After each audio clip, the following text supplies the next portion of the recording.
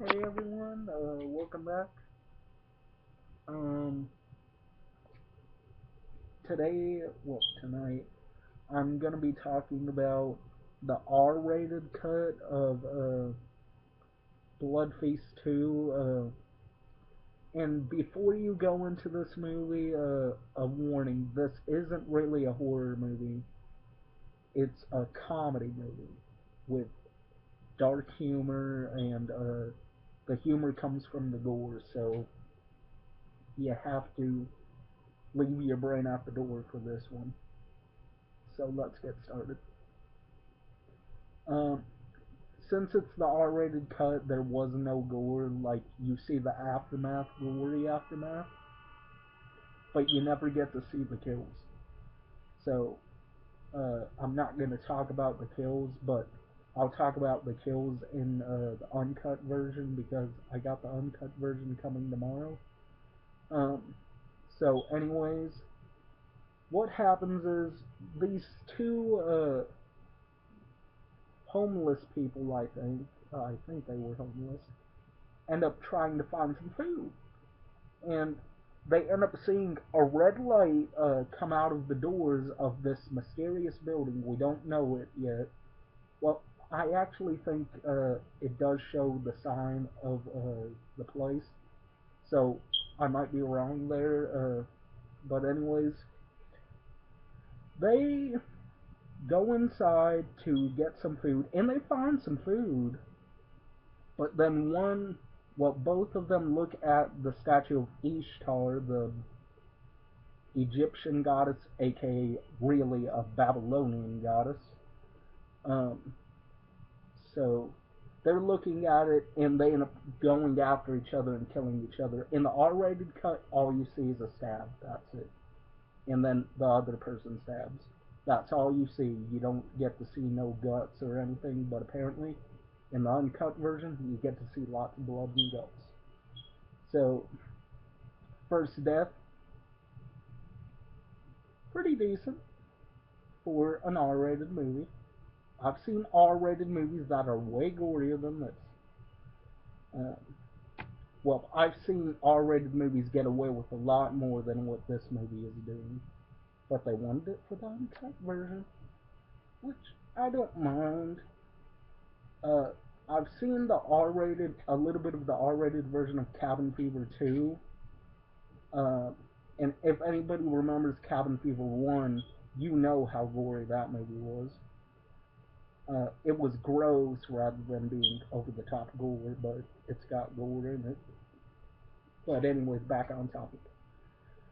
Um, we fast forward to the next day. The two hobos are nowhere to be found in the shop. So if they disappeared or somebody took their bodies, um, we get introduced to our main character and villain, Fuad Ramses III. And I like this Fuad Ramses a lot more than Mal Arnold in the original Blood Feast. Call me crazy, but I think this one's better than the original Blood Feast. Don't get me wrong, I do like the original Blood Feast. I did a review over it, and you can watch the movie in the link to the video in the link uh, in the description for my Blood Feast 1 review. I'll probably title this as Blood Feast 2 R-rated review. But anyways, Fuad just minding his own business, and he gets asked, "Do you know what happened to the original owner of this shop, Ramsey's Exotic Catering?" And this cop who's asking Fuad these questions is just—he's an asshole, but you can't help but love this idiotic asshole. Like, he's got so many funny shit to say. It's crazy. So he does the comedy for us. His name's Mike Myers, So yeah, and the other detective is Detective David Loomis. So playing around with the Halloween names. And so Myers is asking Fuad all these questions about his grandfather, Fuad's grandfather. And what happens is uh, Myers ends up taking notes and he says, okay, if any of these girls turn up missing or turn up dead, it will be on you, pal. And Fuad's like, well, if they turn up dead, then they never really turned up. And if they turn up missing, they never really turned up to begin with. So that's the kind of dialogue you get in this. So, like I said, you gotta leave your brain at the door. Um, there is nudity in this, so I'm not really gonna go through the whole movie, but our first death is from Fuad, of course. He kidnaps a girl in the worst day for night shot. Somebody said this was one of the worst, and it is one of the worst day for night shots. Um, I think it's Misty Morning. They're playing around with the female names too, so that's pretty funny. In a childlike sort of way. So we've got Misty Morning. She gets asked to help Fuad. Fuad, Fuad asks her, "Oh, can you help me serve the appetizers?" And then she's like, "Okay, I can serve the appetizers." And he tied her up, and he's like, "Oh, I forgot. I don't want you to serve the appetizers. I want you to be the appetizers." And it cuts to him shoving her hand into like one of those funnel things, and it leads into a meat grinder. They cut it out. R-rated versions suck sometimes. Like Friday the 13th got away with a lot more gore than this movie, and that was made in the 80s. But they want you to buy the special edition, so it's understandable. Businessmen got to make a living too. So, um, then we fast forward a day later, um, and if anybody's wondering why he's killing these people, no real reason, to just to please the goddess Ishtar. So yeah, same plot as the first film. Nothing really has changed except for the dialogue. The comedy is amped up. The gore has improved immensely from what I'm told, and uh, Fuad is more likable this time around. Like you actually get to know Fuad, um, and Fuad Ramsey's in the first one. Mel, I forgot his name. Um, can't think of the name off the top of my head, but you know the Mel I'm talking about. Um, anyways, his Fuad Ramsey's, I was like, yeah, I could buy him as a psycho, but he's not very interesting. But at least with this Fuad, he's played very well by J.P. Danahusi. I hope I pronounced his name right.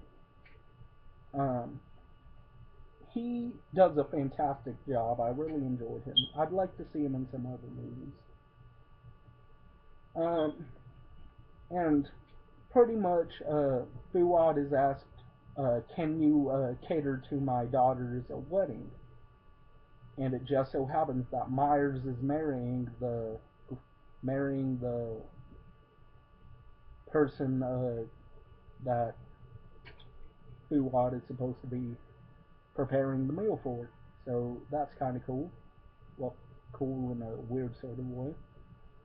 And so he continues to kill all of Fuad continues to kill all of Tiffany, that's the bride's name, Tiffany's friends in brutal, gory ways, but it's R-rated, so you can't see all that stuff. And don't take that as, oh, R-rated doesn't get away with a whole lot. R-rated does get away with a lot of stuff. Take a look at all of the Nightmare on Elm Streets. Those are really gory. Dead Alive. That is an extremely gory movie, and it was rated R. I think. I'm not positive. Have to think about that. Dead Alive is a really awesome movie. I'd love to get a t-shirt of the poster, though. That poster is awesome. But anyways, Fuad ends up killing a girl by the name of Lacey Undies. Again, playing with the name of, playing with the words for names. Spelled Hundies.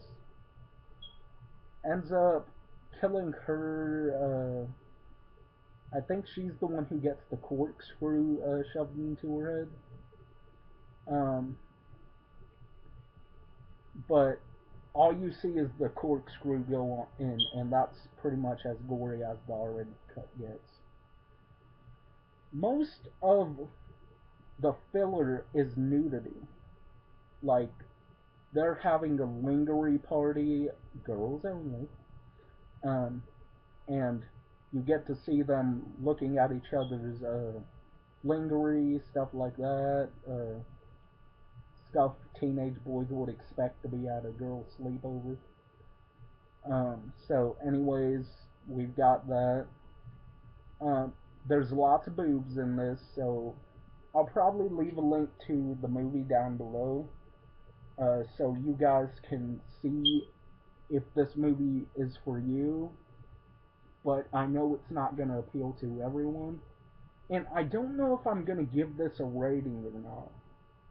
I don't know because I haven't seen the full uncut version, so when I see the full uncut version, I might get a rating. So, anyways, uh, the way Fuad is stopped in this one is a lot stranger than the first one. Like, the first one wasn't strange, but the way Fuad dies is just plain. It's not weird, but you're like, really? That's how he's gonna get killed? Gunshot? Spoiler! Forgot to put the spoiler up. Spoiler alert fingers up. So yeah. Fuad gets shot. That's how you're gonna kill our villain. I mean, it's not really uncommon in movies, but I was expecting something a little bit more exciting. Myers and Fuad Ramsey's just fighting it out with guns. I would like to see some melee combat, like in a video game or something, with Fuad carrying around a meat cleaver and uh,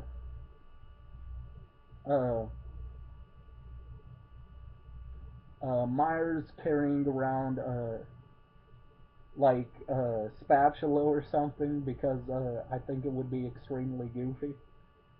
Um, and in my eyes, I think Fuad would win. Uh, this movie is incredibly goofy, so yeah. I hope there's an alternate ending in the special features, because I heard it's loaded to the bone with special features. So, yeah, I think I will give this a rating. For the R-rated cut, I'm gonna give it. I'll give it a 7 out of 10. Uh, because I really enjoyed the movie. Like, I had a lot of fun with this, and I'm glad that I'm gonna be able to own a physical copy of this movie fully uncut. And come on, Who doesn't love a little bit of gore in their movies? And this movie was made for gore hounds, so if you're gonna watch it in the full uncut version by going to Amazon, picking it up for $2.06. The special edition. Yes, I said that. $2.06 fucking cents. So I'll leave a link to that down below too. And see ya. And remember, make sure who the caterer is at your wedding. Otherwise, you could be eating your friend. So, anyways, I'm out. Peace. And to Horror Squad, everybody sub to Horror Squad's channel. I'll leave a link to his channel down below. So, peace.